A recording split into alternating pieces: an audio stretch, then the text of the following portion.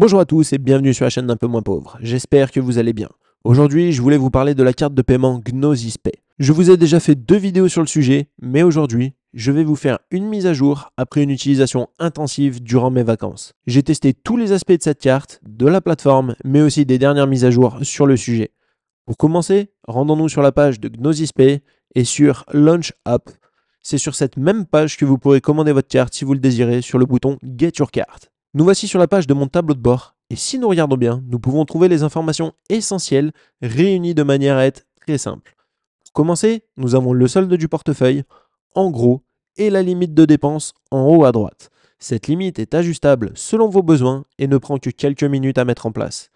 Juste en dessous, nous avons 2 onglets qui nous permettent de faire des virements, faire rentrer ou sortir de l'argent de votre compte. Si vous désirez alimenter celui-ci, vous devrez envoyer des euros E sur le wallet en question. Et pour finir, nous retrouvons en dessous l'historique des transactions effectuées.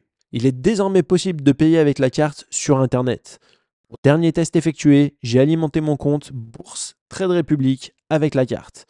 J'ai aussi pu faire des paiements en physique à l'étranger dans une autre devise sans problème, ainsi que retirer la monnaie locale directement. Aujourd'hui, avec la carte GnosiSpay, il est donc possible de payer de partout sur Internet, mais aussi dans différents pays en physique, ainsi que de faire des retraits.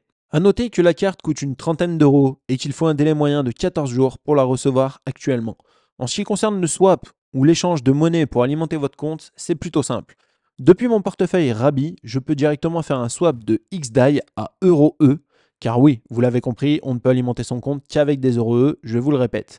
Ceci dit, ce n'est pas grave, car si à la base vous voulez alimenter avec du Bitcoin ou autre crypto-monnaie, il vous suffit de les échanger contre du XDAI à travers différents bridges pour finir en EUROE et pouvoir alimenter votre compte.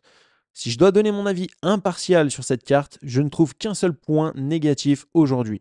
Pour vérifier le solde de votre compte, vous devez à chaque fois connecter votre portefeuille à l'application.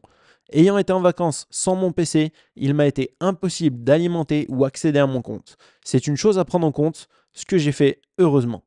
Pour tout le reste, je suis très satisfait et je recommande cette carte pour la simplicité et le fait qu'elle passe partout actuellement. Avant de quitter cette vidéo, n'oubliez pas de vous abonner et de faire un tour sur la description ou en commentaire épinglé où vous pourrez retrouver tous les liens des plateformes que j'utilise avec pour la plupart un bonus de bienvenue. Pour les personnes qui aiment les giveaways, je vous propose de vous rendre sur mon lien Tropi où vous retrouverez une liste de tâches à effectuer qui vous donnera des points. En fonction des points que vous avez, rendez-vous dans la section Reward pour regarder les concours sur les différents prix. Realty offre 2 tokens à l'un d'entre vous tous les 50 nouveaux inscrits via mon lien d'affiliation. Vous pouvez vous rendre aussi sur le site internet www.unpeumoinspauvre.fr où vous retrouverez toutes les informations utiles pour investir.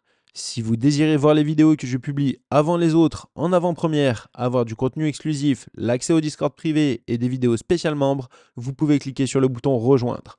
Ensemble, devenons un peu moins pauvres.